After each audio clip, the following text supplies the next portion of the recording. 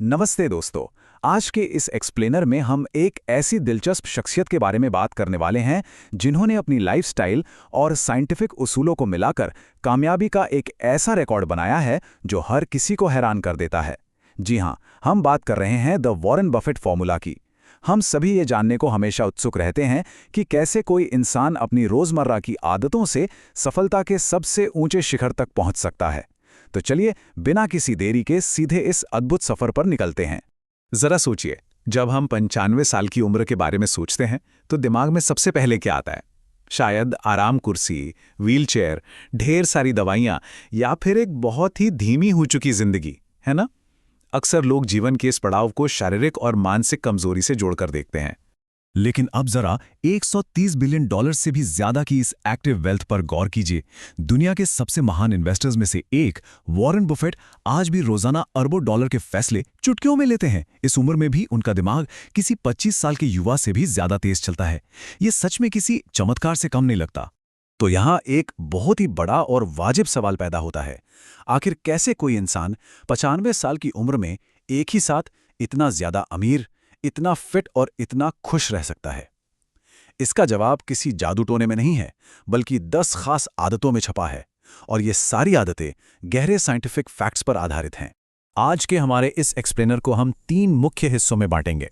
पहला, mastering the mind. दूसरा, the true wealth philosophy. और तीसरा, हेल्थ एंड हैप्पीनेस।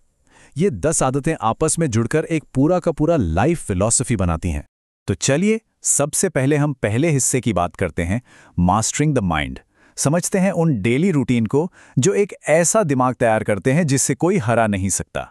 हमारी लिस्ट में पहली 4 आदतें ये हैं: रोज 500 पन्ने पढ़ना, ना कहने की ताकत, गलतियों की डायरी बनाना और अपने सर्कल ऑफ कॉम्पिटेंस यानी अपनी क्षमता के दायरे को पहचानना।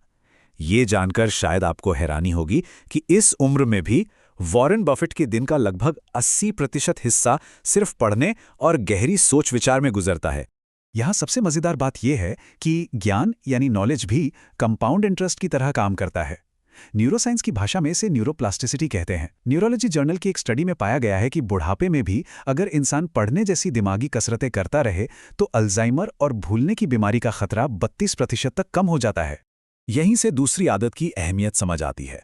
100 छोटी मोटी चीजों को हाँ कहने से कहीं ज्यादा असरदार है एक रणनीतिक ना कहना।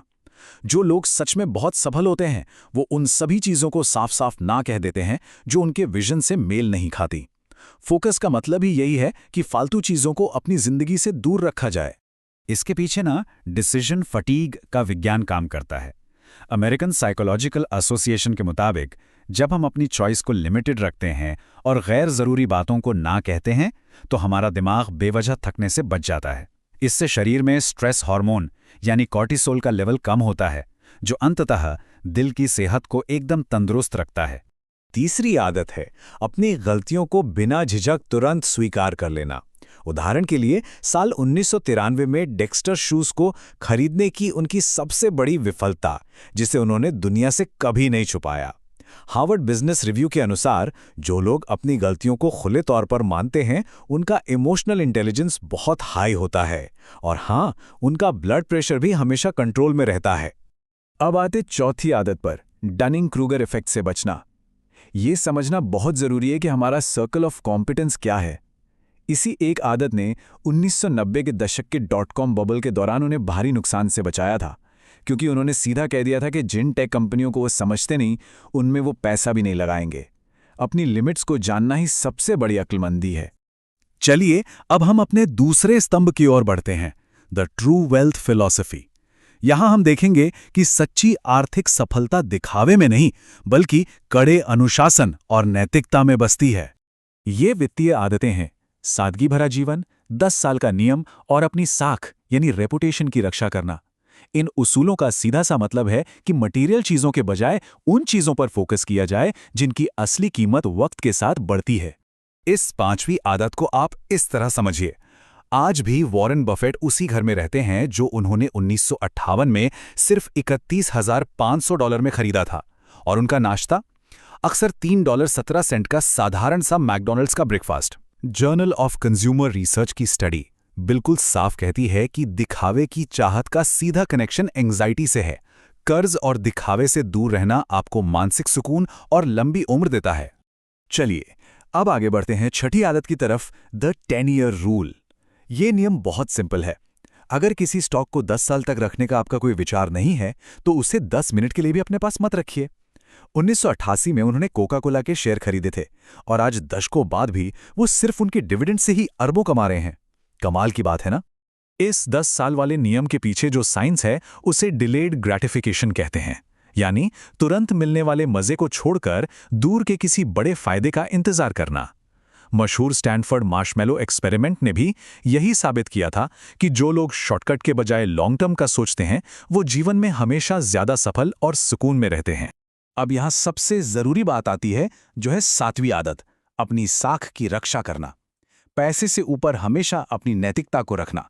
1991 का सोलोमन ब्रदर्स स्कैंडल इसका एक बेहतरीन उदाहरण है, जहां उन्होंने बिना किसी चालाकी के पूरी सच्चाई सामने रख दी थी।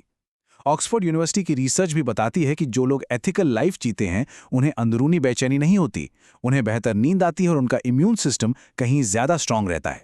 और अब हम तीसरे और सबसे मानवीय स्तंभ में आ गए हैं, स्वास्थ्य और खुशी। ये पूरा हिस्सा हमारे शरीर, हमारे रिश्तों और रोजमर्रा के कामों में असली खुशी ढूंढने के बारे में है। यहाँ हमारी आखिरी 3 आदतें हैं: इकलौते शरीर की एनालॉजी, एक बेहतरीन साझेदारी यानी पार्टनरशिप, और काम पर खुशी से नाचते हुए जाना। यही वो उसूल हैं जो बेहिसाब दौलत को एक सच में खुशहाल और लंबे जीवन में बदल देते हैं। 8वीं आदत को इस बेहद पावरफुल उदाहरण से समझिए। सोचिए, अगर 16 साल की उम्र में किसी को एक कार दी जाए और कहा जाए कि भाई पूरी जिंदगी तुम्हें बस यही एक कार मिलेगी, तो वो इंसान उसकी कितनी देखभाल करेगा। बिल्कुल ऐसे ही वॉरेन बफेट कहते हैं कि हमें इस जीवन में केवल एक ही शरीर और एक ही दिमाग मिला है, इसलिए इसे किसी अनमोल मशीन की तरह सुरक्षित रखना बहुत बहुत जरूरी है। और इस एनालॉजी को बैक करता है एपिजेनेटिक्स का विज्ञान। मेडिकल साइंस कहता है कि हमारे जीन्स केवल 20 से 30% ही तय करते हैं कि हमारी उम्र कितनी होगी। बाकी का 70 से 80% हिस्सा तो पूरी तरह से इस बात पर टिका है कि हम अपना लाइफस्टाइल और स्ट्रेस कैसे मैनेज करते हैं। कंट्रोल हमारे अपने हाथों में है।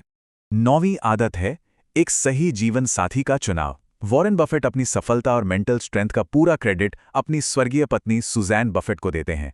हार्वर्ड की 85 सालों तक चलने वाली एक स्टडी ने भी ये साबित किया है कि एक सपोर्टिव और खुशहाल लाइफ पार्टनर न केवल आपको मानसिक शांति देता है, बल्कि आपकी उम्र को भी 10 से 15 साल तक बढ़ा सकता है। और अंत में 10वीं आदत। आपको पता है, वॉरेन बफेट अपनी 99% संपत्ति दान करने का संकल्प ले चुके हैं और आज भी रोज खुशी खुशी टैप डांस करते हुए काम पर जाते हैं। ये जापानी कॉन्सेप्ट इकिगाई से बिल्कुल मेल खाता है। जब आप किसी ऐसे काम में लगे रहते हैं जिससे आपको सच्चा प्यार है, तो शरीर में डोपामाइन और सेरोटोनिन का एकदम परफेक्ट बैलेंस बना रहता है, और यही आनंद लंबी उम्र का असली सीक्रेट है। इन सब बातों को देखकर यही समझ आता है कि दौलत और खुशी आखिरकार हमारे माइंडसेट का ही खेल है। अब इस एक्सप्लेनियर के अंत में एक बहुत ही गहरा सवाल है जिस पर हम सभी को सोचना चाहिए। अगर जिंदगी हमें केवल एक ही दिमाग और एक ही शरीर देती है, तो एक लंबा, स्वस्थ और खुशहाल जीवन जीने के लिए इनमें से कौन सी आदत है जिसे आज ही शुरू किया जाना चाहिए? इस पर विचार जरूर कीजिएगा। आज की इस चर्चा में हमारे साथ जुड़ने के लिए बहुत बहुत धन्यवाद। हमेशा सीखते रहिए।